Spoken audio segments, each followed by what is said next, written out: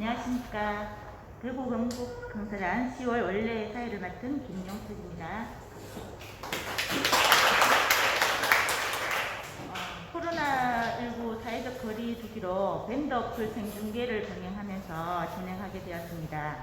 밴드 스마트폰 시청자께서는 원래 총 진행 시간의 40% 이상을 접속하셔야 출석이 인정되므로 현장에서 참석하시는 분들과 밴드로 시청하시는 단호 회원 시민 여러분들 모두 감사드리면서 원래를 시작하겠습니다.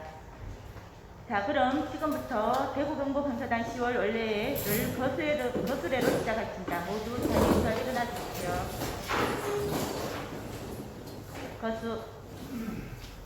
바로 다음은 애국가 대창이 있겠습니다. 애국가는 1절에서 4절까지 같이 하겠습니다.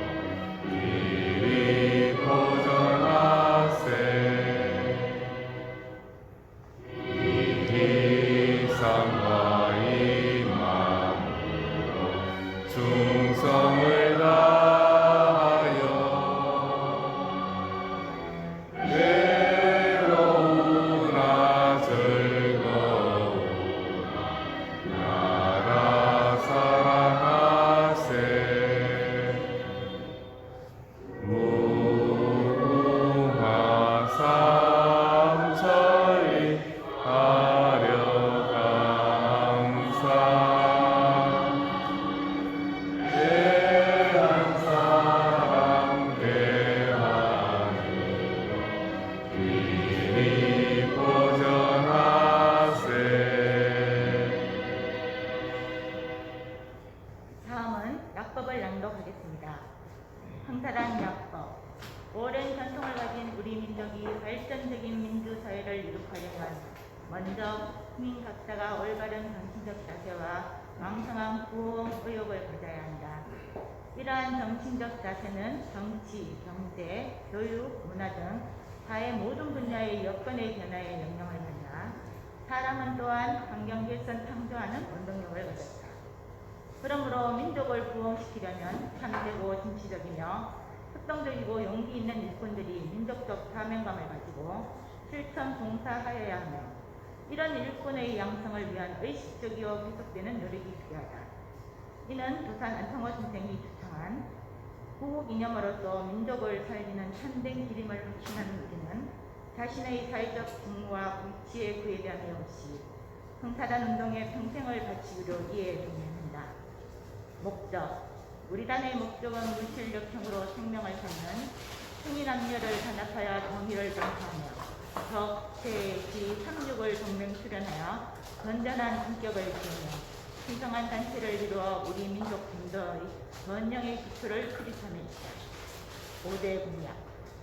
간우는 일상생활의 시범을 다음과 같은 약속으로 정하고 항상 실천한다. 하나, 무실력행 충인 영감의 정신으로 다를 격신하자. 둘, 잔우를 사랑하고 진의를 지키며 서로 돕자. 셋, 우리 단의 운동에 한 마음으로 참여하자. 넷, 맡은 책임을 공정하고 투명하게 완수하자. 다섯, 공익을 우선하여 생활하며 민주 시민으로서 국가와 민족을 위해 봉사하자. 자리에 앉아주시죠.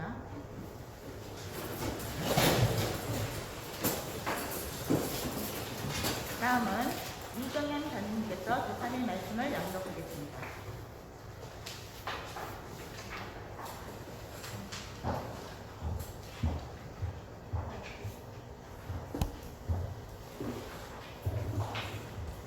조산의 말씀. 단결 훈련 문제보다도 인격 훈련에 있어서는 더욱 민감시하는 이가 많은 줄 안다. 이것은 큰 착오의 생각이다. 현시 세계 각 방면에 각종 운동이 있는 중에 그 운동이 힘있게 진행되고 성공된 것은 그 운동 중에 건전한 인격을 가진 분자가 많이 때문이다. 어떤 운동에서든지 운동이 퇴축하며 실패하는 것은 다른 원인도 있지만은 건전한 인격을 가지지 못한 것이 큰 원인 중에 하나이다. 우리가 무슨 목적을 표방하고 단체를 조직하였으나 실제에 있어서는 힘있는 운동이 되지 못하고 간판만 남는 것이 한탄이다. 그 원인이 어디 있는가를 깊이 깨달아야 할 것이다. 조직에 합당한 지식, 조직에 합당한 시민, 이것을 갖춘 그 인격 없는 것이 한 큰 원인이다. 단결의 심의를 국제시키며 조직적 지식을 가진 사람이 없고서는 간판 운동이 아닌 실제적 힘있는 운동을 할 만한 결합을 이루기 절대 불가능할 것이다.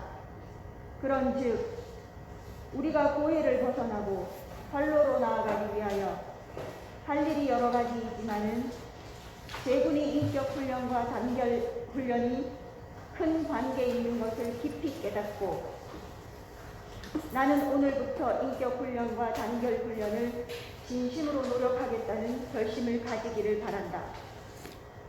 기본적인 인격은 어떠한 것이며 훈련의 구체 방법이 무엇인 것과 단결 훈련의 실제가 무엇인 것은 앞날 연구에 미루고 여기서는 다만 제군이 인격 훈련과 단결 훈련이 필요한 것만을 분명히 깨닫기를 바라며 오직 인격을 훈련하되 단독적으로 하지 말고 이것부터 협동적으로 하여 전대한 산과들을 물론하고 인격 훈련을 목표로 한 운동이 편만하기를 바란다. 청년에게 붙이는 글 중 인격 완성, 단결 훈련의 한 구절.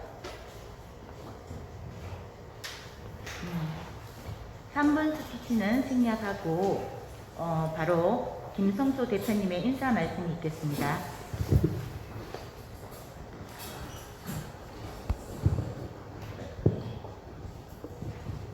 한 달 동안 잘 지내셨습니까? 아직까지 우리 단원님들한테 특별히 건강상의 문제가 있다는 분도 없고 코로나에 걸렸다는 소식도 없는 거 보니까 우리 단원님들 건강하게 잘 지내시는 것 같습니다. 특히 오늘 나오신 분들은 다 비록 얼굴 반쯤 가렸지만은 건강해 보입니다. 그 코로나가 지금 이제 2년이 다 돼가는데 어느 정도는 끝이 보이는 것 같긴 합니다만은 막바지에 다들 그 건강 조심하시고요. 이 코로나 상황 속에서도 우리는 그 대구 영북흥사단은 뭐 정상적인 활동은 안 됐지만 그래도 원래는 거의 한 번 빼놓고는 다 유지를 했고 또 지금 대면 집회하고 비대면과 동시에 하는 또 새로운 걸 또 개발하기도 했고요. 근데 이제 사실은 제가 생각하기에는 가장 중요한 게 이 사람이 만나가 소통을 해야 되는 일인데 요즘은 전부 그 화면상으로 보고 이렇게 하다 보니까 사람의 대면하면서 이렇게 말투나 뭐 표정이나 이게 정확하게 서로 소통하는 그런 게 잘 안 되는 것 같아요. 그래서 빨리 이제 정상으로 돌아가기를 뭐 며칠 안 남았으니까 기대해 봅니다.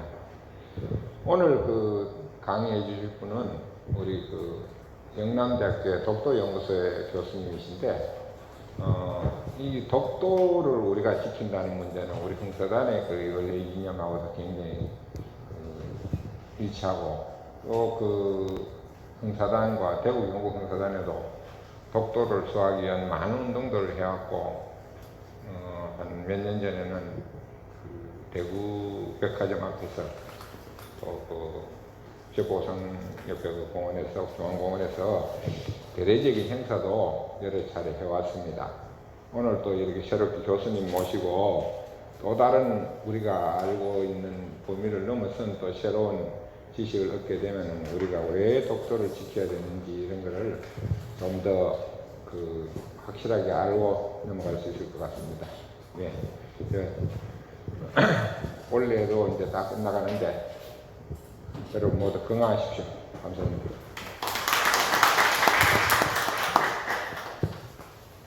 다음은 지부장님께서 이야기하신 영남대학교 독도연구소 송희영 교수님을 모시고 일본 고문서에 나타난 독도를 주제로 특강이 있겠습니다. 송희영 교수님께서는 동아시아 국제정치학회 부회장이시고요. 한국-일본-문화학회의 또 부회장을 역임하고 계시고 독도학회, 한국영토학회 이사로 계시면서 동북아시아재단, 독도재단의 자문위원으로 계십니다. 큰 박수로 우리 모시겠습니다.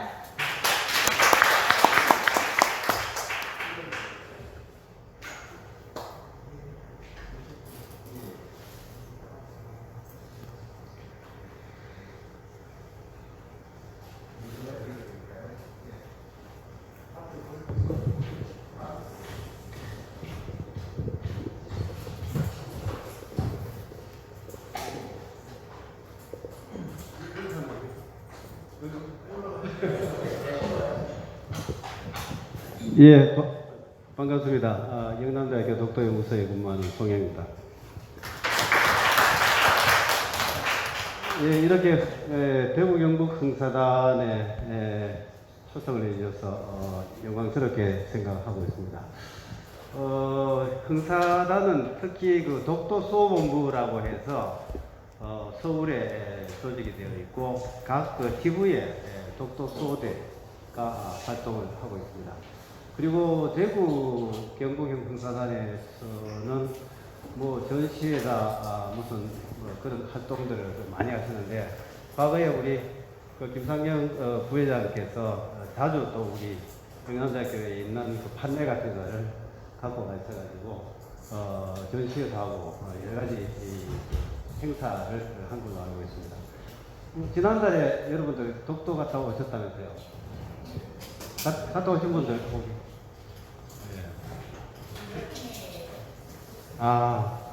그래서 다들 독도 입도를 하셨다는데 독도는 상륙하기가 굉장히 어려워요. 3번 가서 1번 들어갈까 말까 정도의 확률이라고 해요. 그래서 저도 1년에 보통 한 6번, 7번 정도 가는데 원래는 2번 갔다 왔습니다. 근데 이제 독도 입도가 안 되면은 인간성이 안 좋은 친구랑 같이 가면은 독도 입도가 안 된다. 혹은 이제 평소에 덕행을 쌓지 3대의 덕을 쌓아야지 입도를 할 수 있다. 그런 말을 합니다. 근데 이제 지금 차관 시설이 되어 있는 선착장에 거기에 파도가 치면은요, 착륙을 할 수가 없어요.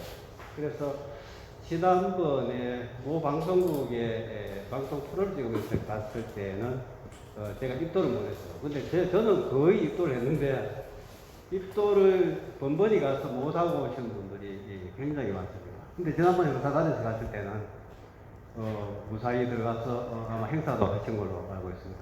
평소에 행사단이 조국을 위해서 좋은 일을 많이 하시기 때문에 독도가 입도를 허락하지 않았나 생각합니다.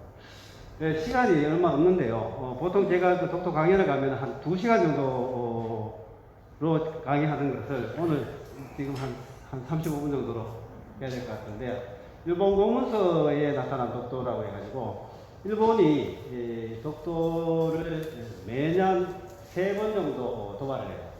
첫 번째는 3월 말에 교과서를 발표하면서 그렇고, 또 하나는 이제 방위백서. 방위백서에 독도는 역사적으로나 국제법적으로나 일본 고유 영토다라고 못 받고 있고, 그것은 매년 되풀이해요. 그 다음에 이제 외교청서가 있습니다.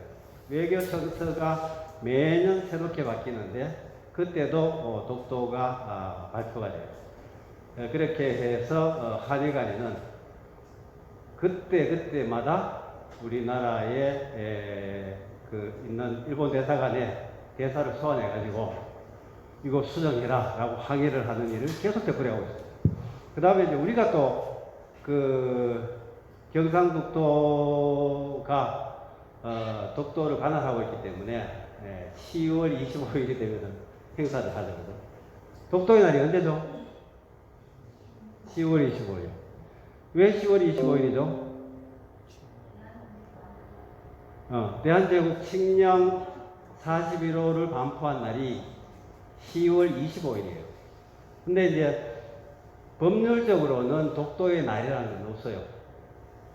일본 시마네현이 2월 22일을 1905년 2월 22일에 독도를 편입을 하고 100년이 된 2005년 2월에 독도의 날 해가지고, 다케시마의 날 해가지고 시마네현 조례로 반포를 했어요.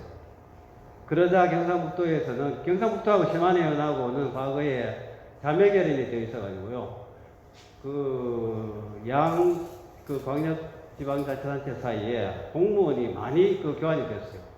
그러니까 제가 일본에 있을 때 시마네현에 근무하는 경상북도 직원이 한 13명 정도까지 있었습니다. 그리고 경상북도에는 6, 7명이 와 있었어요. 근데 이제 다케시마의 날을 제정하면서 경상북도가 자매관계를 끊고, 그리고 뭘 했냐면은 독도 정책과라는 걸 만들었어요. 그리고 이제 영남대학교에서 독도 연구소를 만듭니다. 근데 이제 그때 아까 무슨 얘기 하려고 하다 묻어버렸는데,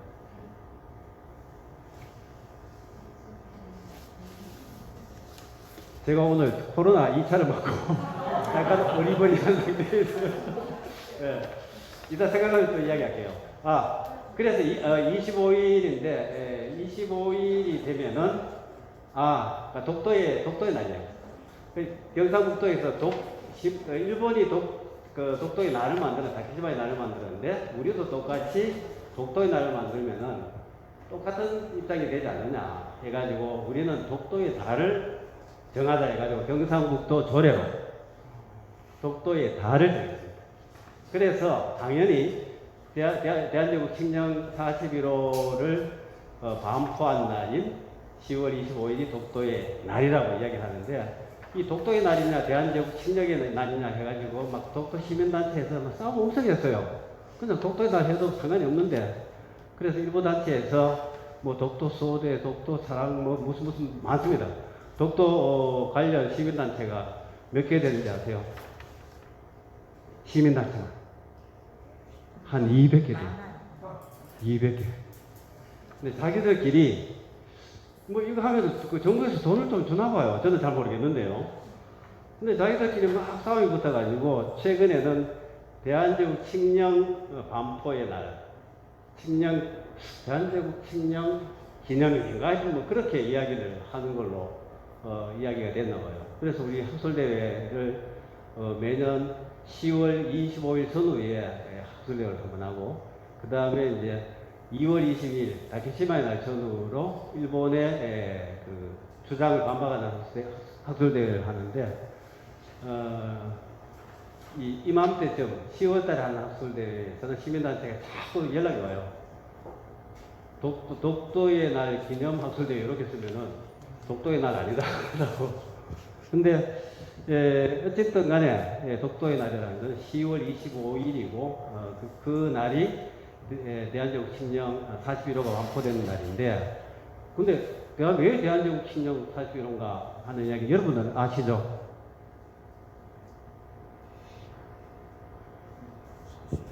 대한제국 칙령 41호는 뭐냐면은 울릉도를 울도군으로 선택을 하는 내용이 적혀 있어요. 근데 울릉도를 울도군으로 승격을 하는 건 요게 대한제국 칙령 41호예요. 근데 왜 울릉도를 울도군으로 승격시켰냐면은, 울릉도 원래 소속이 어디였죠? 여러분 혹시 아시는 분들 있어요? 강원도 울진현의 부속성이었습니다. 지금은 울진현이 아니고 울진군이고, 울진군이 경상북도잖아요, 그죠? 근데 원래 지금의 울진군은 윗부분에 울진현하고 밑에 평해군하고 두 개를 합해가지고 울진군으로 통합을 했어요. 1914년에. 근데 그 전에 구한말에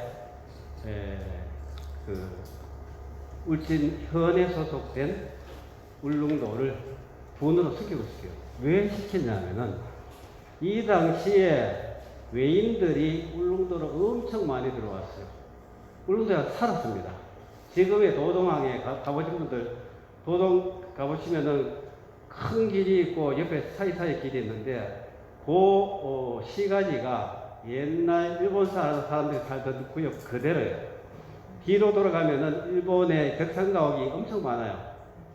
지금 콘크리트로 바뀌었는데 중간에 하나 김영관 씨가 살던 집 해가지고 복원해 놓은 게 찻집하는 집이 있거든요. 그런 집들이 전부 있었어요. 왜냐하면 도동은 일본 사람들이 만들어 놓은 거리입니다. 그래서 원래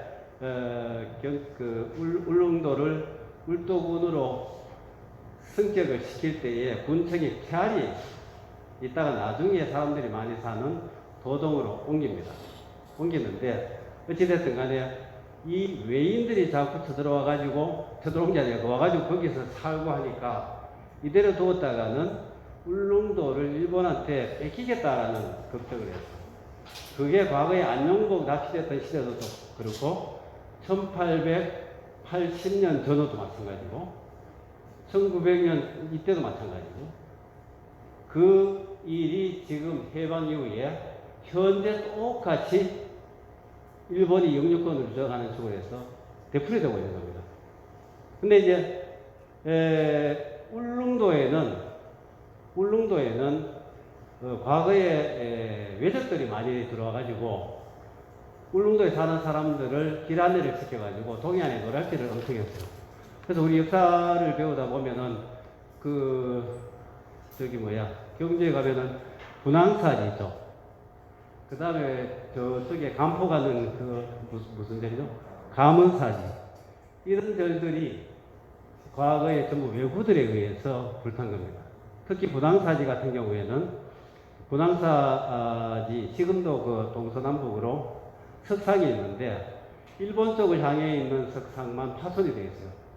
그게 뭘로 되어 있냐면 돌고래 모양을 하고 있어요. 그래서 동쪽을 보고 있는 것은 동쪽 오랑캐를 막아준다는 그런 주술적인 의미를 담고 있대요. 그래서 이 외구들이 들어와가지고 자기들을 저주하니까 그걸 부숴버린 거예요. 가보시면은 네 석상 중에 하나만 파손되어 있었거든요.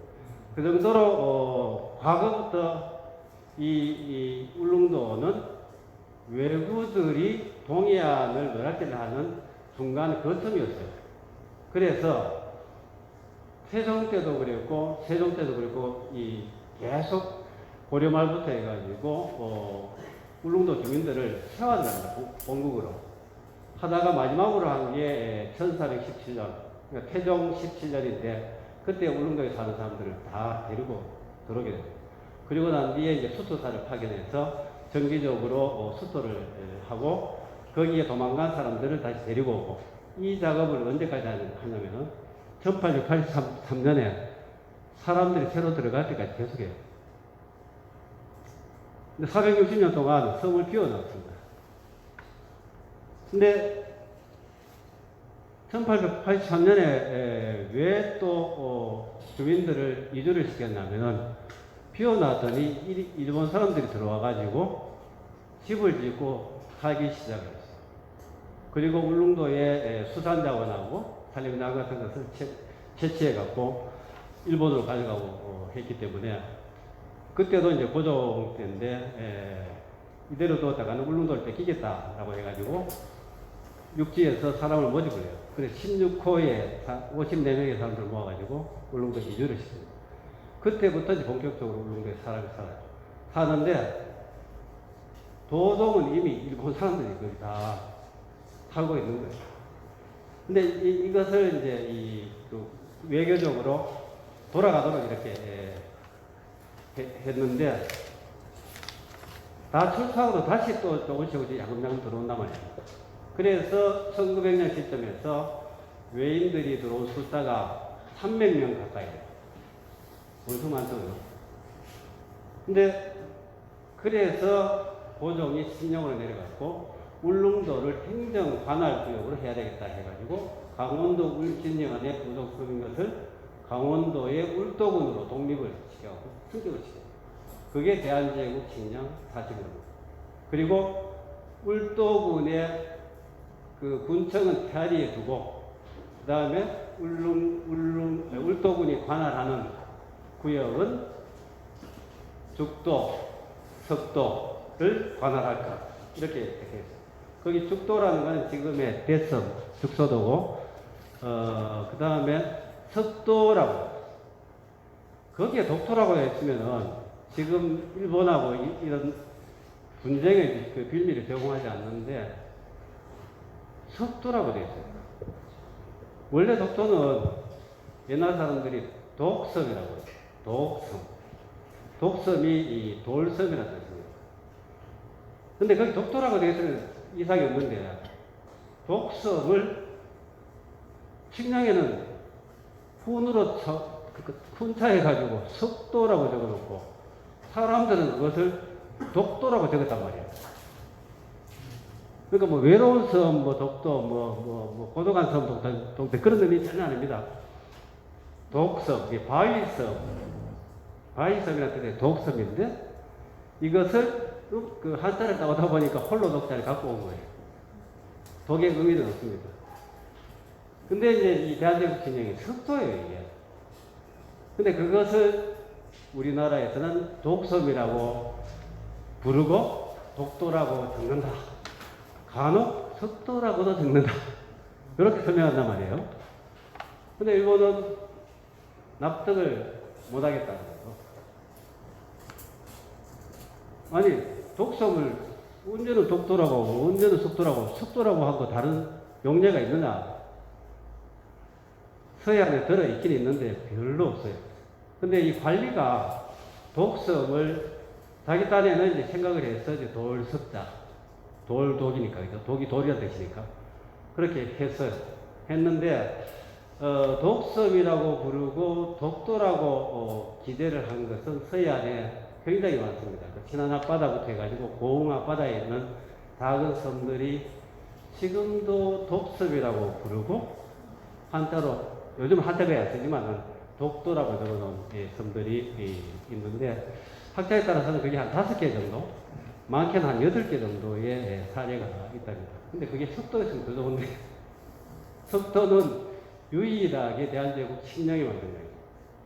근데 우리가 울릉도 주변에 섬이 6개 있거든요. 6개 있는데 석도라고 부를 만한 섬은 독도 외에는 없어요, 사실.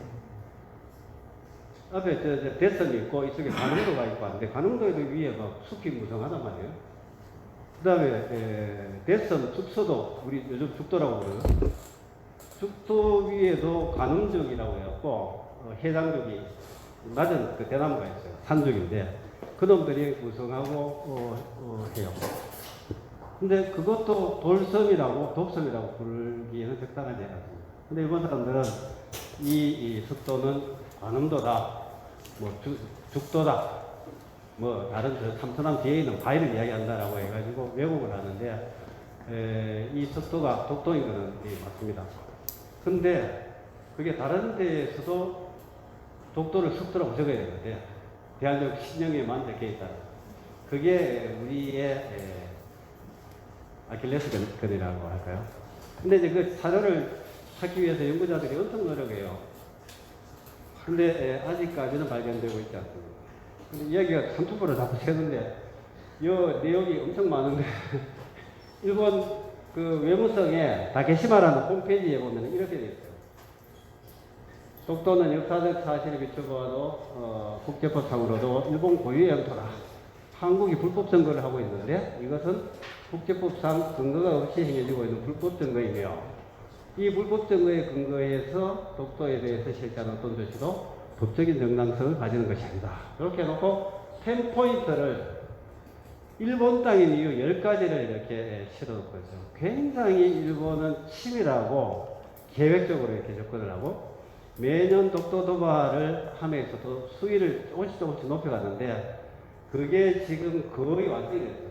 완성됐다는 건 뭐냐면은 처음에는 외무성이 이렇게 주장했는데 이거를 일본 문부성에 이야기를 해가지고 일본 문부성이 초등학교, 고등학교, 중학교, 고등학교의 교과서에서 그 역사교과서, 지리교과서, 정치경제교과서에다가 일본 외무성의 공식견을 그대로 담고 있어요.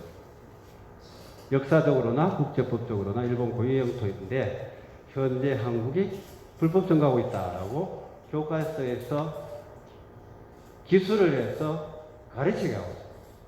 그래서 그게 거의 완성이 됐는데 초등학교 다 바뀌었어요. 100%. 중학교 다 바뀌었고 올 봄에 고등학교 1학년 이 검정을 통과했는데 다케시마가 일본 고유의 영토다라고 기술하지 않은 교과서는 전부 탈락했어요. 그러니까 기술된 것만 채택이 돼갖고 보급이 되고 있고 이게 내년에 사용이 됩니다. 그렇게 해서 내후년이 되면은 내년에는 고등학교 2학년, 내후년에는 고등학교 3학년 이렇게 해가지고 지금 고등학교는 거의 한 80%가 교과서에서 일본 고유의 영토다라는 것을 담고 있고 실제 교육 현장에서 그렇게 가르치고 있다. 그래서 지금은 옛날보다 굉장히 어려운 사정이 시대가 되어버렸는데 왜냐하면은 우리가 지금 현재 당연히 역사적으로나 국제법적으로나 대한민국 고유의 영토다라고 하고 있고 우리가 실효 지배하고 있고 우리가 주권 행사를 하고 있다. 그렇기 때문에 야 우리 땅인데 왜 이렇게 이런 식으로 해가지고 논쟁이 붙더라도 그냥 대충 뭐 싸우고 치우면은 이게 끝나는 걸로 생각했는데 지금은 그렇지 않고 일본의 어린 학생들은 굉장히 구체적인 근거를 들어서 독도가 일본 땅이라는 것을 이야기한다는 거죠. 그래서 벌써 한 5년 전인가 7년 전인가 한일 대학생들이 독도 문제를 두고 디베이트가 벌어졌어요. 근데 우리 학생들도 준비를 많이 해서 갔는데 결과는 어떻게 됐겠습니까? 예, 참패를 했는데 우리의 독도 교육 자체가 그거에 따라서 많이 바뀌고 있어요. 바뀌고 있는데 앞으로는 독도 교육 자체가 중요해지고 어려워질 수가 있다. 왜냐하면은 저 사람들은 공격을 하고 있고 우리는 방어를 하고 있기 때문에 어려워요. 그래서 지금 우리나라 교과서도 분량이 엄청 많아지고 구체적으로 막 되어 있는데 우리 교과서에서는 사료라든가 막 고지도 이런 거 엄청 많이 써요. 일본은 그런 거 별로 안 써요. 논리를 명확하게 간단하게 해가지고 우리 옛날에 가서 고기잡이 했다. 일본 땅으로 생각했다. 사진도 있고 지도도 있고 있다. 근데 우리는 근거가 없어요. 왜? 울릉도에 사람이 살지 않았기 때문에. 울릉도에 가서 사는 사람들, 그러니까 과거 1410년경부터 1882년까지 건너간 사람들이 울릉도에는 건너가서는 안 된다 해가지고 해금 정책을 썼어요. 옛날에. 이거 무관하게 이야기를 해야 되겠다. 해금 정책이란 뭐냐면은 세국 정책입니다. 이거는 동아시아에서 한국도 마찬가지고 청나라도 마찬가지고 일본 에도마코도 똑같이 썼어요. 쓰다가 일본은 이 구로분해의 사건으로 해서 1854년에 개항을 하잖아요. 그리고 중국은 아편전쟁에 의해서 1842년에 개항을 하게 되거든요. 근데 우리는 이제 일본에 의해 가지고 강화도 조약으로 개항을 하지만 어찌됐건 간에 개항을 할 때까지 이 세국 정책을 썼는데 그것을 해금, 바다로 가져가서 금한다 해가지고 해금 정책이라고 합니다. 이것을 400~500년 동안 한중일 삼국이 같이 쓰고 있었어요. 근데 왜 썼느냐면은 왜 먼 바다로 못 가게 했겠어요? 우리는 외구 문제도 있었어요. 근데 일본이나 중국 입장에서는 외구 문제가 아니고 대항해 시대에 서양에서 오는 포르투갈이나 스페인이나 네덜란드나 여기에서 오는 선박들을 보호할 수가 있다고. 그러니까 서양 문물과의 접촉이 생기면은 이 왕조 체제가 무너질 수 있다. 새로운 기독교라는 종교가 있고 자유주의 사상이 들어오고 합리적인 그런 것들이 서양에서 새로운 지식들이 과학적인 지식들이 들어오는 것에 대한 두려움 때문에 한중일 삼국 똑같이 태국적이 들었었어요.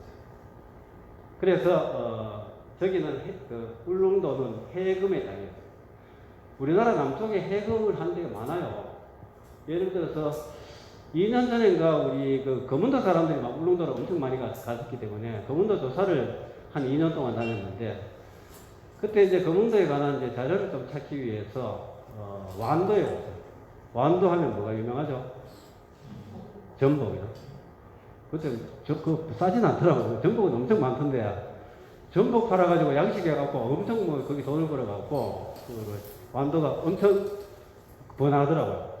그래서 그 문화원에 갔다가 그 향토사학자들 만나가지고 완도에 대한 이제 보자료를 좀 보자. 혹시 완도에서도 울릉도 독도로 건너간 선수가 있다. 그걸 찾으려고 한다 했더니 완도 역사가 없는데요 그러더라고요. 완도 역사는 조선 후기에 시작해서 그 전까지는 사람이 안 살았어. 여기도 해금의 땅이야. 그 남쪽에 섬들이 그런 데가 굉장히 많습니다. 그래서 이 울릉도도 말이죠.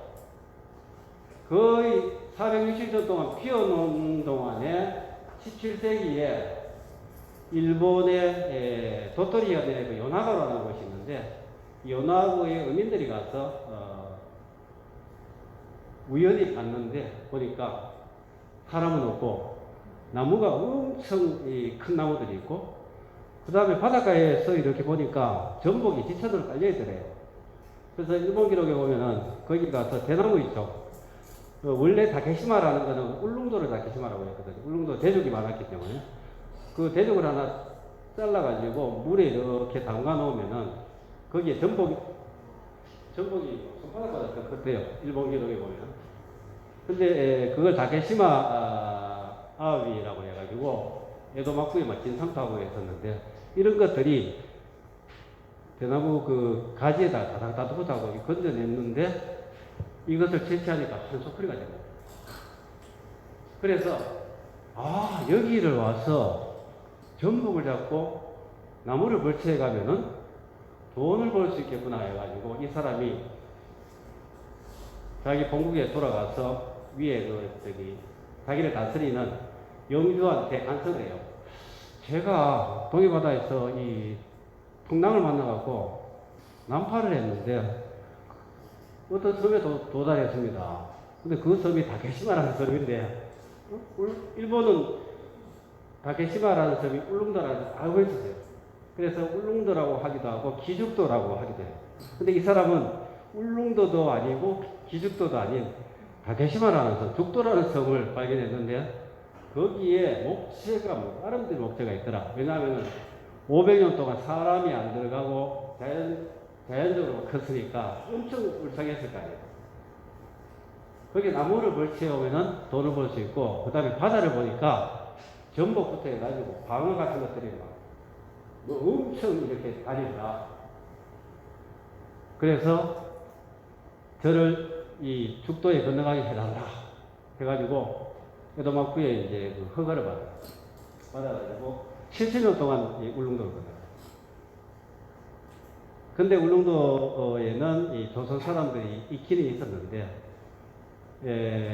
울릉도 지도를 보면, 지도가 없구나. 이 남동 쪽에 도동이 있고, 북서쪽에 태아리가 있어요. 그러니까 우리 이 한반도에서 오는 사람들은 주로 태아리, 현포 이쪽으로 왔고, 일본에서 온 사람들은 그 동남 방향에서 오니까 도동으로 왔어. 도동, 저동 이쪽으로 와가지고 거기에서 주로 활동을 했어요. 그래서 부닥치지 않았는데 이것이 어느 날 이 안녕목이 건너가던 80년대 후반부터 90년대가 되면 소빙하라는 게 와요. 그때 막 그 소빙하로 굉장히 이 농작물의 작황이 안 좋아져가지고 일반 백성들이 먹고 살기 어려워져요. 그래서 연안민들, 바닷가에 사는 사람들이 먼 바다에 가서 어로 활동을 합니다. 그 당시에 거문도, 그 다음에 손죽도, 고흥, 보석 이런 곳에서 나선이라는 배를 타고 전국을 다녀요. 근데 그러한 사람들 중에 한 선단이 안녕복이인데, 안녕복이 탄 배는 울산에서 온 배였습니다. 안녕복이 타고 온 배 10명, 그 다음 가덕도에서 타고 온 배 14명, 순천에서 타고 온 배 15명, 이런 식으로 해가지고 40명 정도가 건너가거든요. 그 전에 또 더 많이 건너가기도 해요. 근데 이제 많이 가다 보니까 어로구역이 넓어질 거 아니에요. 과거에는 현포 주변에서만 했는데, 그러다 보니까 이제 남쪽으로 가다 보니까 일본 사람들이 이 의획을 하는, 어로 활동을 하는 곳에까지 가보니까 이 사람들이 음악집도 지어놓고, 이 전마산 같은 배도 있고, 도구도 있고 한다고 해요. 그것을 썼어요. 썼는데 이제 일본 사람들은 보통 3월달에 건너가가지고 한 7월달에 돌아오는데, 그 해에도 울릉도를 건너갔더니 자기들이 사용하는 음악집에 조선 사람들이 와 있고, 자기들이 만들어 놓은 배를 조선 사람들이 쓰고 있단 말이에요. 이것을 쫓아내야 되겠는데, 싸우려고 딱 보니까 이쪽에 인원수가 많아요. 40명 이상이에요. 자기들은 20명 정도 같아요. 싸우면 안 될 것 같으니까 그 애는 고기잡이를 포기하고 돌아갔다가 그 이듬해에는 위에 자기 영주한테 이야기해가지고 총하고 무기를 빌려가지고 와요. 그때에 안용복하고 박우든이라는 어부가 일본 어부들에게 납치가 되는데, 우리 사료 기록에서는 안용복이 일본에 가서 독도 울릉도가 조선 땅이다라는 약속을 받고 돌아왔다. 그래서 독도를 지켰다. 울릉도를 지켰다. 라고 기술을 하고 있는데, 그게 아니고 처음엔 납치돼서 갔다가 또 보니까 이제 조선에서 왔다고 하니까, 그때 일본하고 임진왜란 이후에 조선하고 사이에 국교가 회복이 돼가지고 통신사가 부산 동네를 거쳐서 스시마를 거쳐서 건너가거든요. 그래서 이 사람들이 대접을 굉장히 융숭하게 받아요. 가마에 태우고 수행원들이 거의 한 100명 정도 따라와 다니면서 이렇게 굉장히 후대를 해주거든요. 근데 이제 그렇게 해가지고 거의 일본에서 한 10개월 가까이를 보내고 동네 외관을 통해서 이제 오는데 어찌됐든 간에 일본에서는 일본의 두 어부는 이 안용복과 이 조선 사람들이 자기 땅이 자기 어록구역인 다케시마 울릉도에 못 오도록 해달라고 해가지고 우리 영주한테 보고를 했는데 영주가 에도마쿠에 이야기를 하니까 그래 동해에 다케시마라는 섬이 있다는 말이니 그러면 조선인들이 오지 못하도록 해 라고 대마도에다가 이야기했어요. 그때 외교상부가 대마도였거든요. 그 대마도가 거기에서 이제 계책을 줬어요. 그 울릉도를 뺏기 위해서. 이 다케시마 울릉도를 알면서 이것은 일본 땅인데 일본 땅인 다케시마에 울릉도에 조선인들이 오는 것을 금하라라고 에도마쿠께서 이야기하셨습니다. 근데 결과적으로 막 이걸 하다 보니까 이게 막 엄청 시간이 걸려요. 그래서 이게 7년 정도 걸려서 결착이 돼요. 그래서 에도마쿠가 왜 이게 외교적인 교섭이 진행이 안 되느냐라고 이제 해가지고 중간에 자기들이 독자적으로 조사를 해봐요. 하다 보니까 다케시마라는 섬이 울릉도거든요. 울릉도는 조선 땅이란 말이에요. 그 다음 그 옆에 보니까 마츠시마라고 독도도 있다라는 것을 에도마쿠가 처음 알았어요. 그래서 거기에 건너갔던 도토리번의 어부들, 그 다음에 도토리번의 번주한테 그 두 섬이 도토리번의 부속섬이냐, 언제부터 도토리번의 부속섬이 되었느냐, 그 두 섬 외에도 도토리번이 갖고 있는 동해의 섬이 있느냐라고 질문을 해요. 도토리번이 깜짝 놀라요. 아닙니다. 우리는 에도마쿠의 허락을 받아가지고 그 섬에 건너가서 고기잡이를 했을 뿐입니다. 그 조사를 해보니까 조선의 사적, 문서에 울릉도, 독도가 우삼, 무릉이라고 되어 있단 말이에요. 이거 조선 땅 맞구나라는 판단을 하게 돼요. 그래서 결과적으로 안용복의 사건이 발생하고 난 뒤에 일본 에도마쿠가 울릉도와 독도가 일본 땅이 아니다라는 것을 인식을 했고, 그래서 결과적으로 일본 사람들이 독도에 건너가서 안 된다라고 해가지고 도해금지령이 돼요. 도해금지령이 죽도 도해금지령이에요.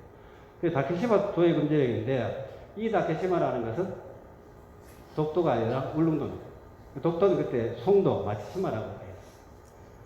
그런데 이제 왜 지금 독도에 다케시마가 붙었냐면 이 울릉도를 일본말로 우츠료도라고 하고 그 다음에 기죽도라고 부르는 것은 이소다케시마라고 하는데 일본에서는 울릉도 이소다케시마 이렇게 불렀단 말이에요. 바로 부르다가 이것을 탈취를 하기 위해서 자기들이 뺏기 위해서 새로운 이름 다케시마라고 붙여놨어요. 그러다가 이제 그 사건이 다 종료가 되는 게 1697년입니다. 외교적으로 99년에 다 끝나요. 끝나는데, 그리고 나서는 일본의 어부들이 울릉도 독도로 건너오는 일이 없었는데, 일본 서부 해안의 사람들이 계속 먼 바다로 이렇게 막 고기잡이를 많이 다녔어요. 옛날에 이제 중국 해안에까지 가서도 무역을 했고, 그 다음 해적질을 했고, 막 그래요. 싱가포르까지 갑니다. 외인들이 우리 신라방처럼요. 이게 필리핀부터 해가지고 상해 연안부터 해가지고 과거에 외인들이 그런 행적들이 지금도 흔적이 많이 남아있는데 하여튼 뭐 그런 과정에서 또 이야기를 놓쳐버렸네. 시간도 그렇고 가만있어 봐. 지금 왔다 갔다. 예. 그렇게 되다가 1600년대에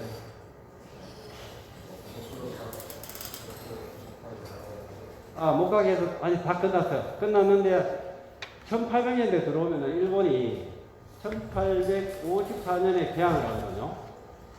개항을 하면서 외국 문물을 그 다른 나라들보다 빨리 받아들여요.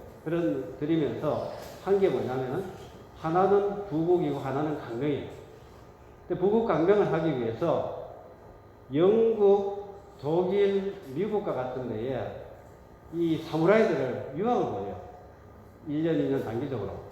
그렇게 해서 우선 뭘부터 배우게 하냐면은 무기를 제조하는 기술, 그 다음 함선을 만드는 기술, 그 다음 측량술, 뭐 이걸 하기 위해서는 물리, 화학 이런 걸 공부해야 되잖아요.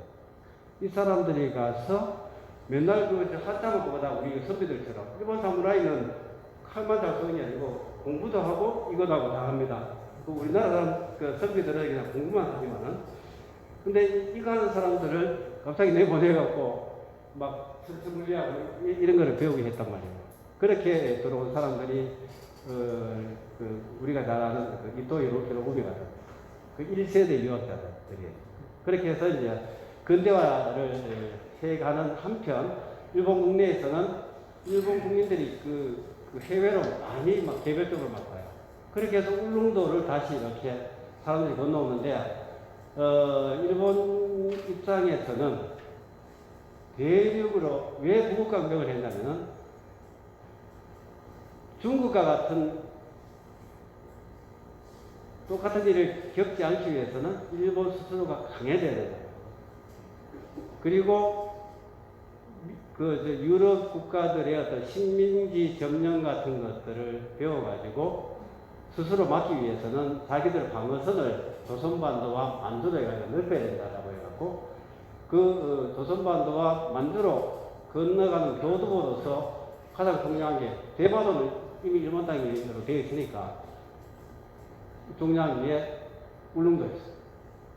그래서 울릉도를 그 당시에 1850년 되면은 죽도 개성론 해가지고 정안론 이런 것도 마을인데 뒤에 생겨나는데 이 시기에 울릉도를 뺏으려고 엄청 노력을 해요.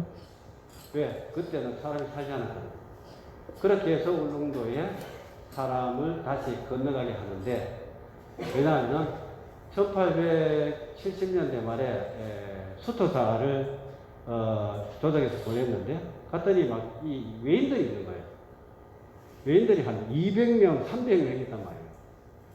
왜 200명, 300명이나 왔냐면은 일본의 그 당시 해군경이었던 해군 장군 출신이었던 에나모토라고 나중에 총리까지 됩니다만은 이 사람이 군함을 이끌고 각 현에 가서 시민들을 모집을 해요. 저쪽에 섬에 가서 고기 잡으러 가면 떼돈을 벌 수 있다 해가지고 모집을 해서 200~300명 규모의 사람들을 싣고 울릉도에 풀어놔요. 거기서 막 그 벌채를 하거든요. 그렇게 해서 지금 울릉도에는 아주 그 목재가 뭐라 그러나 큰 것들이 없는데 이 무렵에 거의 일본 사람들이 그걸 거의 다 벌채를 다 해버렸어요.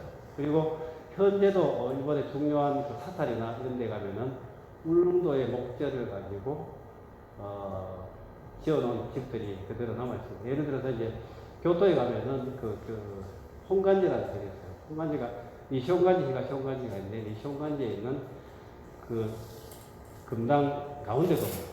거기 기둥이 그 동대사가 오셔서 날아요. 엄청 크잖아요. 높이도 엄청 크고.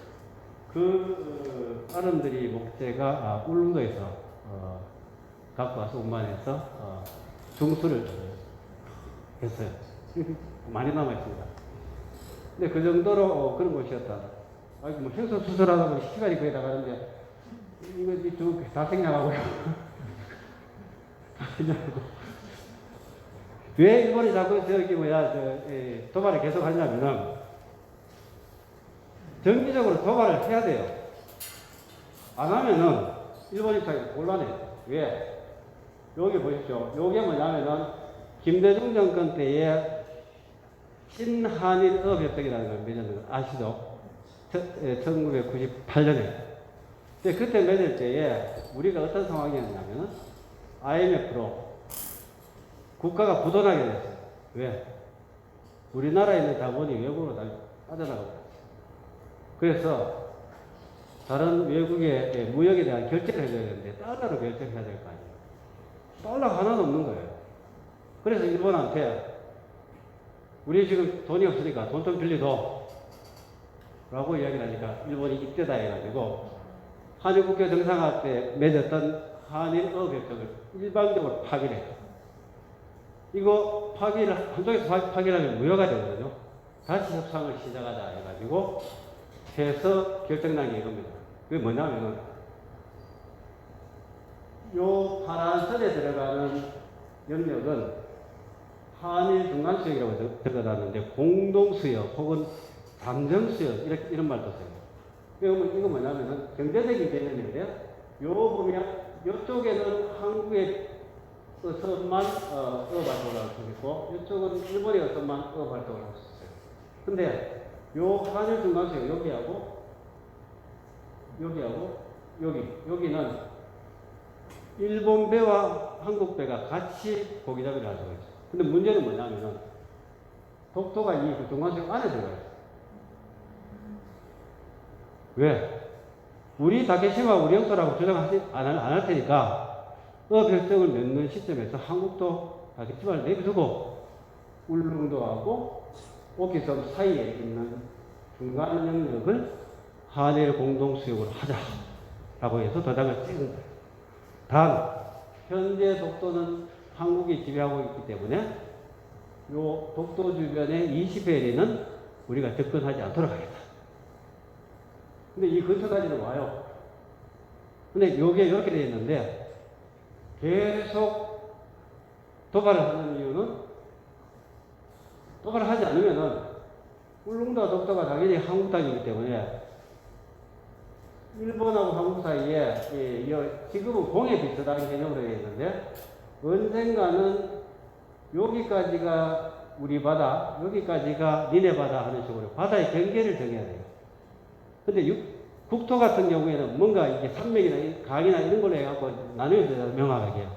근데 바다는 현재 경제수역 자체가 뭐 EEZ가 있긴 있는데 아직까지 보편적으로 통용되고 있지는 않아요. 국가적으로 그걸 해야 돼요.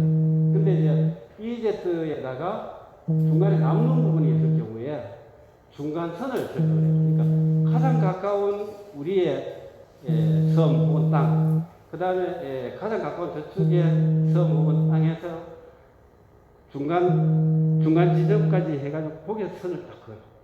그런데 일본이 독도를 도발 안 하면은 당연히 독도의 주민도 살고 있고 우리는 독도를 기점으로 하고 일본은 오키섬을 기점으로 해요. 그렇게 되면은 나중에 바다 영역을 아직까지 획정을 안 했는데 아마 40-50년 뒤에 언젠가 할 거예요. 중국과 일본, 한국과 일본 사이에는 바다 경계가 아직까지 획정이 안 되어 있어요. 근데 언젠가 할 때에 요 빨간 선으로 이렇게 하게 된다는 거죠. 독도가 우리 땅이면은 당연히 우리 땅이 빨간 선으로 해야 될 거 아니에요. 근데 일본이 자꾸 도발하는 거는 독도가 한국 땅이 아니라 분쟁의 섬이다, 분쟁지역이다라는 것을 국제사회에 계속 어필하는 거예요. 왜? 우리 땅이기 때문에 MB가 독도 표석이라서 사진 찍고 할 때 왜 우리 땅 다케시마에 일본 허가도 없이 불법으로 상륙했느냐 해가지고 수도수들이 막 항의하고 했단 말이에요. 우리 땅이기 때문에 우리가 항의했다. 그게 이제 전부 기록으로 남는 건데 그런 식으로 자기의 영유권을 주장함으로 해가지고 국제사회가 이 독도는 일본이 다케시마라고 부르는 섬인데 영유권이 확정되지 않은 분쟁지역이구나. 그럼 어떻게 돼요? 당연히 중간 선을 설정할 때도 이게 제외가 되는 거예요. 그러니까 그것만으로도 일본 성공하는 거예요. 이게 계속 도발하는 이유가 그것 때문이에요. 그렇게 됐을 경우에 언제가 될지 모르겠습니다만 지금 추이를 계속하면은 요 울릉도하고 오키섬하고 사이에 이렇게 선을 긋게 돼요. 그렇게 되면은 현재 한일 중간수역의 3분의 2 이상이 일본의 바다 영역으로 갑니다. 이 면적이 경상남북도에다 충청북도 정도 합한 정도 면적이 돼요. 근데 혹자는 여기에 뭐 하이드레이트가 많이 있고 뭐 수산자원이 풍부하고 뭐 그런 이야기를 하는데 사실은 독도 근해가 아니고요. 여기가 대화태거든요. 요 대화태에 해당되는 부분이 상당히 일본의 바다 영토가 된다는 이야기고, 그 다음에 하이드레이트는 이쪽에 있습니다. 이쪽에 있습니다. 그래서 궁극적으로 바다에 대한 굉장히 집착이 강하기 때문에 그런 전략의 연장선에서 독도 도발이 있다. 근데 활약이 많은데 요거 하나만 마지막으로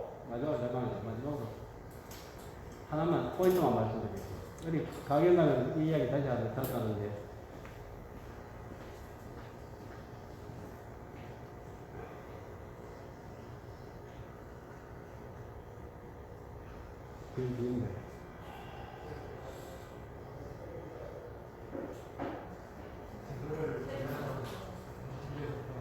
하도 많아가지고 한 50장 가까이 됩니다.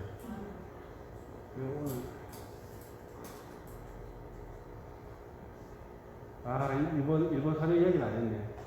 일본 근대 자료에 보면은 메이지 시대에 남긴 일본의 관찰문헌에서 독도가 일본 영토라고 된 문서는 하나도 없습니다. 전부 일본 영토가 아니다, 혹은 조선의 영토다, 이렇게 나오고 있습니다. 태정관 지정이 유명하죠, 그죠? 예, 이건 가장 결정적인 건데, 태정관이 뭐냐면 지금의 총리 대신이라고 생각하면 돼요. 근데 총리 대신은 행정권밖에 없는데, 이 태정관은 입법, 사법, 행정권을 다 가진, 천황이 있고, 천황은 이렇게 형식적인 존재고, 이 태정관이 모든 정치 권력을 다 가진 것이 태정관인데, 이 태정관이 지령으로서 죽도의 또 울릉도와 독도는 일본과 관계가 없으므로 주의할 것이라고 해요. 이게 1877년에 내린 그 명령문인데, 이것이 과거에 안녕복이 살았던 시대의 문서들, 그 다음에 그 후에 에도 시대의 문서들을 다 종합해서 결론을 내린 거예요. 왜 이런 결론을 내렸냐면은, 일본이 근대국가로 발돋움을 하는 게 1868년 메이지 유신 이후잖아요.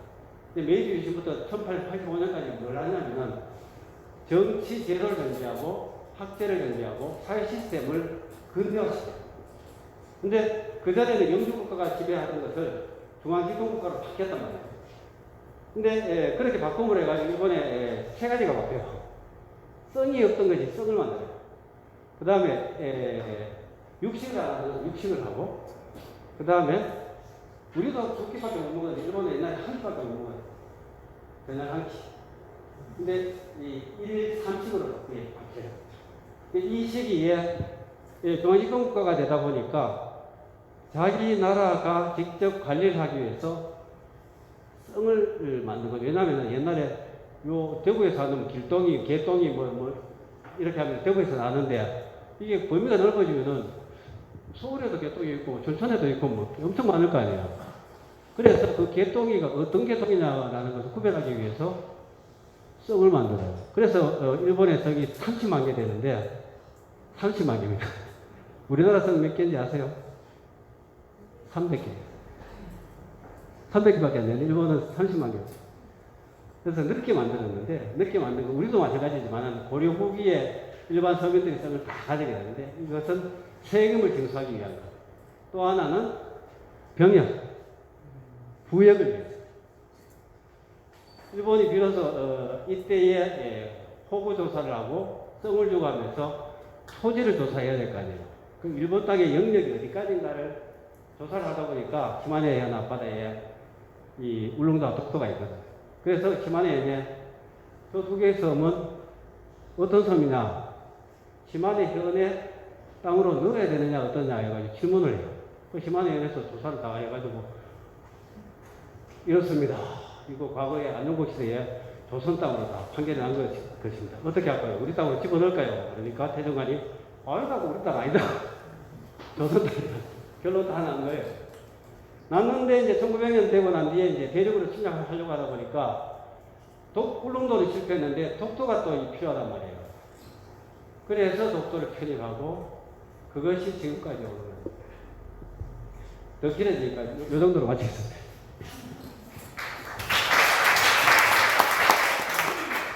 바쁘신 가운데 강의를 해주신 송희영 교수님께 다시 한번 큰 박수 부탁드리겠습니다.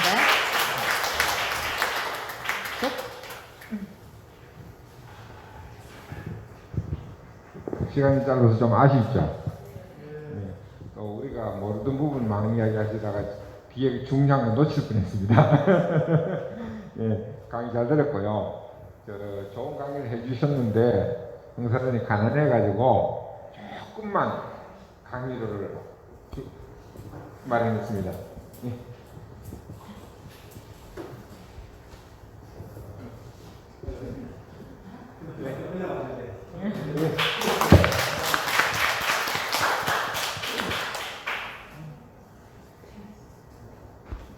독도라고 하면 우리나라 사람들은 당연하게 애국심이 저절로 생기는 단어죠. 지금 이 강의를 들으면서 너무나 아쉬웠던 게 조금 더 세부적으로 이렇게 좀 더 다시 좀 들었으면 하는 마음이 있는데요. 다음에 저희들 독도 해설사 양성과정을 했었어요. 이렇게 2기까지 했는데 코로나 때문에 지금 올해 작년 하반기부터 올해도 아직 못하고 있거든요. 다음에 3기를 할 때는 교수님으로 좀 초빙을 하면은 좀 도와주시기를 바라겠습니다. 오늘 강의 너무나 아쉽지만 너무나 멋진 강의였습니다. 다시 한번 큰 박수 부탁드릴게요. 다음에는 사무보고가 있겠습니다. 사무보고는 전철호 국장님께서 해주시겠습니다.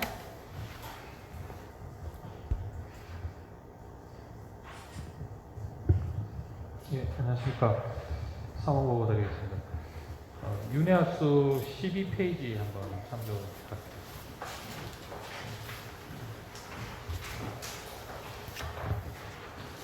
예, 올해 108차 흥사단 대회가 10월 16일 토요일 15시에 열릴 예정입니다. 코로나 이전에는 1박 2일로 해서 매년 1회씩 해서 이렇게 지역마다 돌아가면서 이렇게 개최를 했는데 올해는 뭐 코로나가 좀 있어서 당일로 간단하게 이렇게 좀 진행이 되는 점 양해 부탁드리겠습니다. 그래서 10월 16일 15시에 그 유튜브로 또 생중계를 할 예정입니다. 그래서 그 날짜에 도래가 되면은 아마 유튜브 주소가 나왔을 때 저희가 또 다시 공지를 해드릴 테니까 많은 그 시청과 참석 부탁드리겠습니다. 유튜브로 시청하실 때는 그 댓글을 한번 달아주십시오. 대구 경북지구 홍길동 참석 이렇게 해주셔야지 출석이 카운트가 됩니다. 출석률이 또 있어야 되니까요. 예, 홍길동 뭐 없으니까 예, 뭐 아무 개씩 이렇게 좀 댓글을 한번 달아주시기 바랍니다. 예, 다음 13페이지에 저희 그 전국 미소친절 선발대회 대상 UCC 공모전을 하고 있는데요. 접수 기간이 9월 30일까지인데 당초 그런데 공모 기간을 연장을 좀 했습니다. 그래서 10월 25일까지 연장을 했는데 혹시 또 주변에 UCC 공모전에 관심이 있으신 단체나 개인분들에게 한번 소개를 부탁드리겠습니다. 네, 다음 14페이지입니다. 올해는 그 12월 달에 단오총회가 예정되어 있습니다. 단오총회 전에 통상단오의 의무이행 확인 이의 신청을 받고 있습니다. 그래서 통상단오분들의 작년 2020년도 의무금 이행과 그리고 출석 이행을 카운터를 표시를 해놨는데 혹시나 이게 잘못됐다 하시는 분들은 이 신청을 해주셔서 선거권과 비선거권을 이렇게 받을 수 있도록 그렇게 부탁드리겠습니다. 다음 15페이지입니다. 현재 지금 흥사단 공무원 선거 운동이 시작되었습니다. 예, 몇몇 그 선거권을 가지신 단원님들께서는 뭐 뭐 이 공의원 후보님들이 문자나 뭐 메시지 이런 거를 연락 이런 거를 지금 할 수 있기 때문에 받으신 분도 계실 겁니다. 그래서 현황을 말씀드리면 전국구 총 현황은 이제 전국구 12명, 그리고 지역구 12명, 후보자는 16명, 지역구는 13명 이렇습니다. 전국구 공의원 후보자가 1번부터 16번까지 있는데 공의원 그 선거를 하실 수 있는 분들에게는 그 투표 용지가 각 그 댁으로 이렇게 발송이 됩니다. 그럼 거기 있는 안내문을 읽어보시고 다시 회신을 해주시면 되겠습니다. 예, 지역구 공의원은 우리 대구 경북지부에는 서병순 단원님이 출마를 하셨습니다. 그래서 투표 용지를 보시고 찬반 기표를 해주시면 되겠습니다. 예, 다음은 그 수탁시설 인사 보고를 좀 드리겠습니다. 현재 채용을 한 명을 했는데요. 그 수성구 청소년 문화예술의 그 박성민 팀원이 퇴사를 하면서 윤성호 사업팀 팀원이 채용이 되었습니다. 간단하게 인사 좀 부탁드립니다. 예. 안녕하십니까.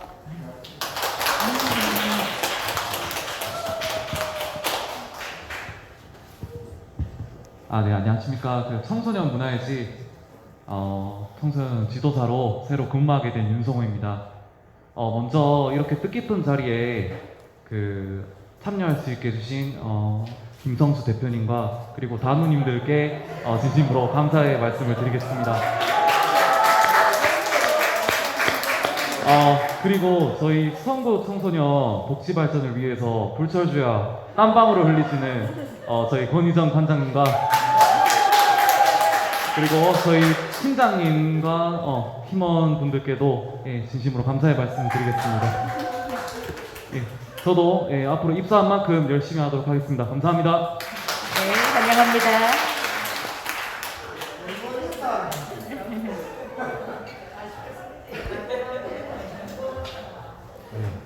아주 미래가 전망되는 청년이었습니다. 예. 최고의 인사였던 것 같습니다. 예, 사무보고 나머지는 그 카페와 윤회학소를 첨부해 주시기 바라겠습니다. 네, 수고하셨습니다. 체력회와 윤회학수는 또 정의돈수와 더불어서 코로나로 인해 생략합니다. 다음은 원래 처음 오신 분들이 있으시면 소개 시간이 있겠습니다. 혹시 처음 오신 분 계시나요? 그건 인사하셨으니. 그럼 오늘은 새로운 분은 없으니 넘어가고요. 광고, 분과 및 단후 광고 있으시면 부탁드리겠습니다. 제가 먼저 할까요? 저희 빙그레 여성예에서 1월 원래에는 송태현 선생님께서 마스크 거리를 되는 기부로 해서 만드는 법을 해주시기로 했습니다. 이 마스크 거리는 저희들이 열심히 만들었어요. 총회에 들어간 12월 송년 되기 전에 아마 나눔으로 해서 아나바다로 저희들이 선물과 더불어서 판매도 계획을 하고 있으니 혹시나 저희들 시간 되시면 오셔서 많이 또 참석을 좀 부탁드리겠습니다. 다음 또 다른 분과나 있는 쪽에서 광고 부탁드리겠습니다.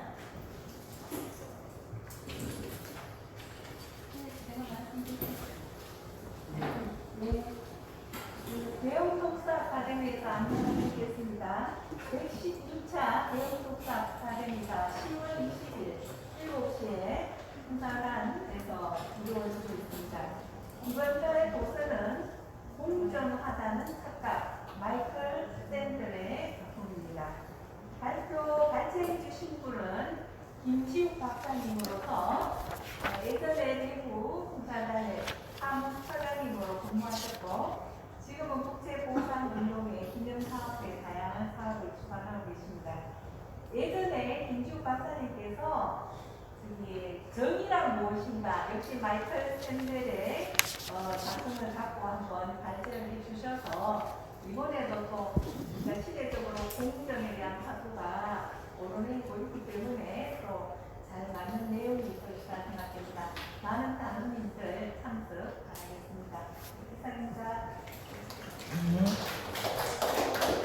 다음. 네. 마이카 광고 드리도록 하겠습니다. 마이카 다음 주 일요일 날 17일 날에 저희 이번에 7국에 804 산사으로 갑니다. 17일에 오후 10시까지 거기 진남로 그 주차장으로 오시면 되겠습니다. 그리고 뭐 단서로 오시면 9시까지 단서로 오시면은 그 스타렉스로 출발하도록 하겠습니다. 뭐 이번에 시간은 한 5시간 정도 난이도는 하루 되어 있는데 어떨지 잘 모르겠습니다. 사공사는 조금 하는 아니지. 특히나 좀 젊으신 나누님들 많이 참석해 주시면 좋겠습니다. 제가 너무 죄송합니다. 또 광고 다음 분 계신가요? 더 광고하실 분 없으신가요? 그러면 단호의 제창이 있겠습니다. 모두 자리에서 일어나 주십시오.